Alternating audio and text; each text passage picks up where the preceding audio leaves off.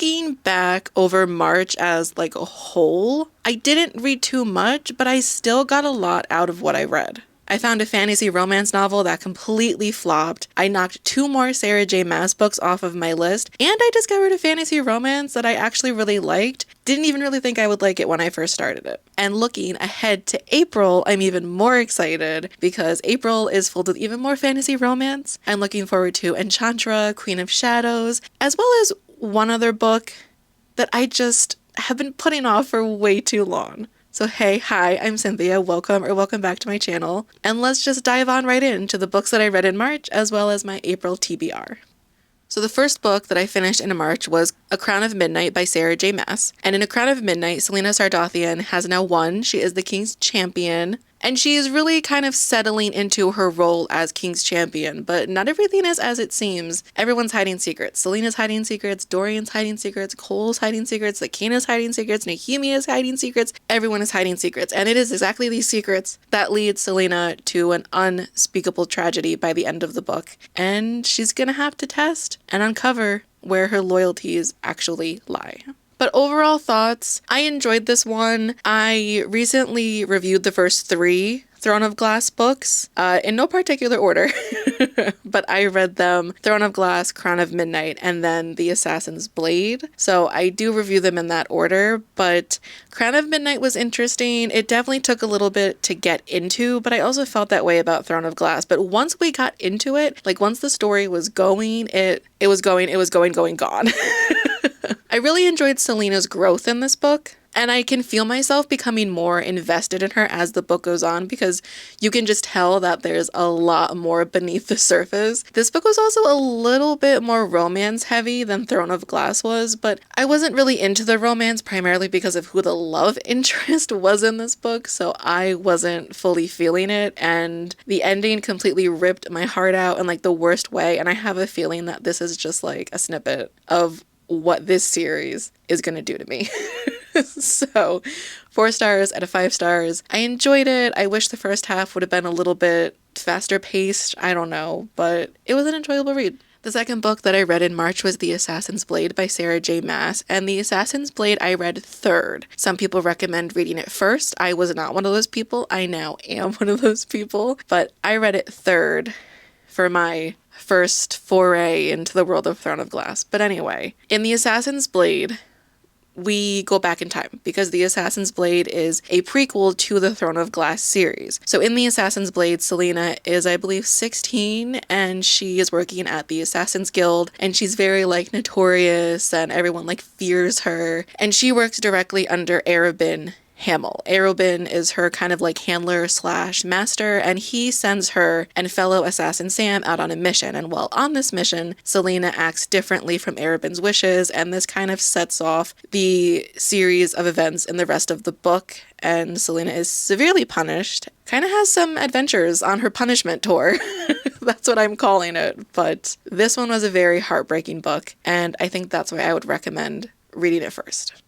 But let's dive into my thoughts. Also, just a quick note, if you are curious, the 5 novellas included in The Assassin's Blade are The Assassin and the Pirate Lord, The Assassin and the Healer, The Assassin and the Desert, The Assassin and the Underworld, and The Assassin and the Empire. I keep forgetting that The Assassin's Blade is 5 novellas instead of one story, because altogether, like, they just read like one story. And honestly, if you took the novella title pages out, as well as the chapter numbers, I would literally just think it was one book. It was very nice. Like, it all came together very nicely. But like I said, I do wish I had read this one first. It was hard to get into for me because I didn't want to stop the series to go back for a prequel. Like, by the time I finished Crown of Midnight, I wanted to jump straight into Airfire. Okay, I did not want to stop to read The Assassin's Blade. I didn't want to lose my momentum coming off of Crown of Midnight, which I think is a little reasonable. And that's also kind of why I recommend reading it first, just to like let it digest, get your early Selena salmon, and then jump to the present timeline, which is Throne of Glass. I will also say this is definitely a required read. And honestly, like, if you want to save it and read it last, read it first, read it after any of the other books in the series. I honestly don't think it matters as much, but I would recommend reading it first, and definitely before the books start to get really chunky.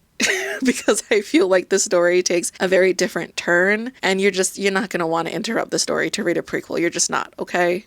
I didn't want to. I know you're not going to want to. Let's just be honest for 5 seconds. Like I said, the novellas were woven together really, really nicely. I also kind of liked seeing like early, younger Selena because she's very different from Throne of Glass, Crown of Midnight Selena. And it was kind of funny to just read about her running around being this like notorious, secretive, undercover assassin, but at every turn she's like, do you know who I am? I'm Selena Sardothian. And it's like, it was really funny. And the whole storyline with Sam completely ripped my heart out. I hate Arobin. I don't know if there will be another character who I'll hate more than Arobin, although the king is pretty high up there.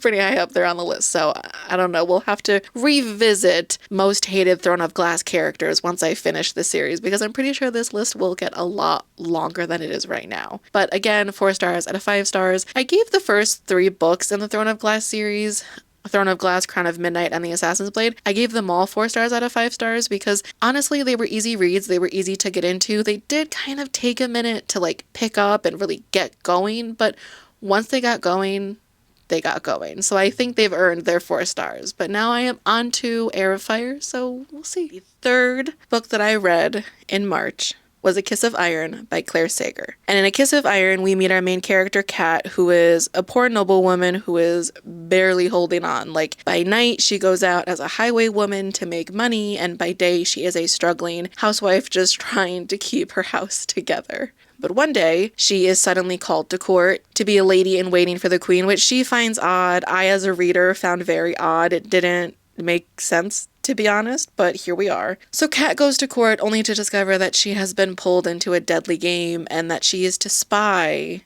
on the Night Queen's shadow, aka Bastian Marwood, aka wish he had been written by a different author because he could have been #1 book boyfriend, but here we are. But anyway, once Kat is at court and she starts spying on Bastian and they start to get close, she starts to realize that she actually has a lot to lose, and risking her heart might not be worth risking her whole life.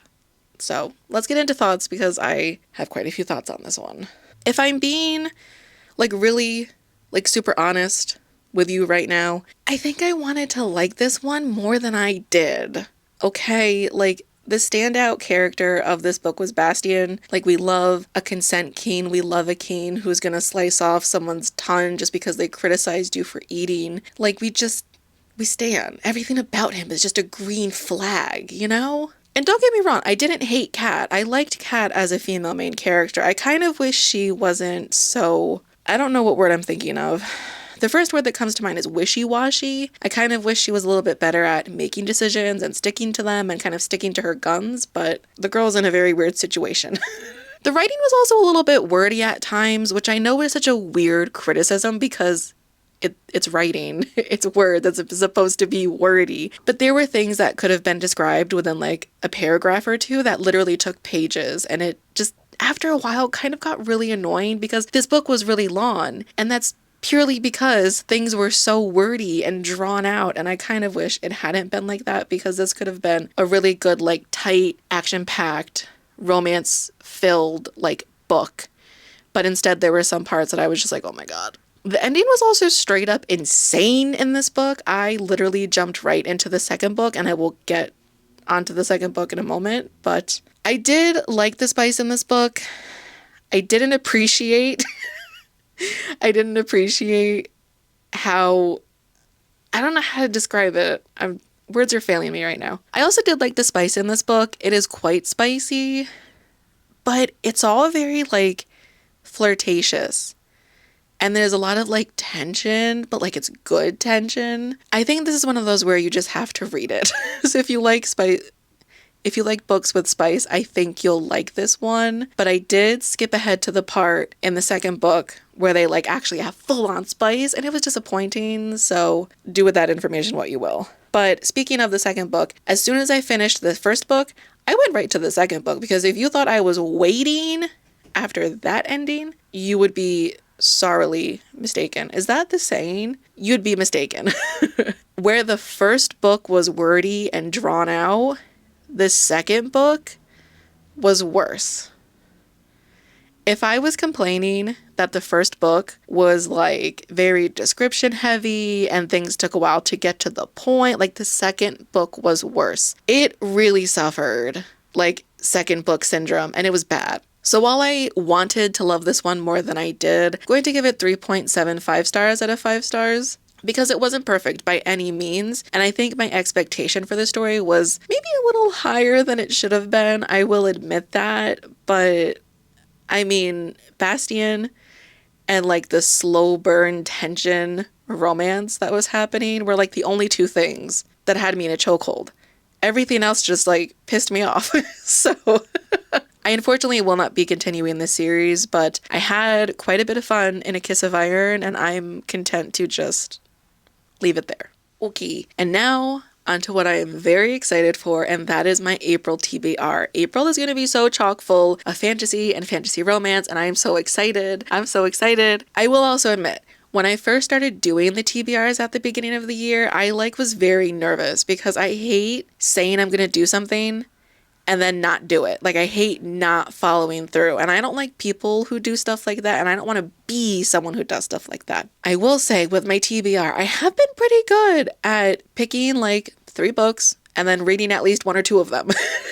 So I feel like we're doing okay. We're doing okay. But for April, I've kind of already gotten started on my April TBR. The first one is A Crown So Silver by Lyra Selene. This one, I keep putting it on my TBR and I keep not reading it. We're going to read it. I don't have a choice because I can't keep putting it on my TBR. I do have access to the audiobook on Spotify, so I think it might just be easier if I pair the audiobook with the physical book. I have an actual copy, so I think if I can listen to some chapters at work and then when I'm home read a few more chapters, I should be able to knock it out fairly soon. The next book on the list is Enchantra by Kaylie Smith. I think I'm actually most excited for Enchantra, if I'm being quite honest with you. I fell in love with Phantasma. I didn't expect to like Phantasma as much as I did. I will put my review somewhere up here, but Enchantra, essentially, I'm pretty sure it picks up where Phantasma left off, but it's about Ophelia's sister, Genevieve, and I'm so excited. I'm so excited for this one. That one I'm definitely going to start ASAP, so the other books on my list that I'm currently reading they're just going to have to take a back seat, okay? Like Enchantra, as soon as I get my hands on a copy, is moving to spot number 1.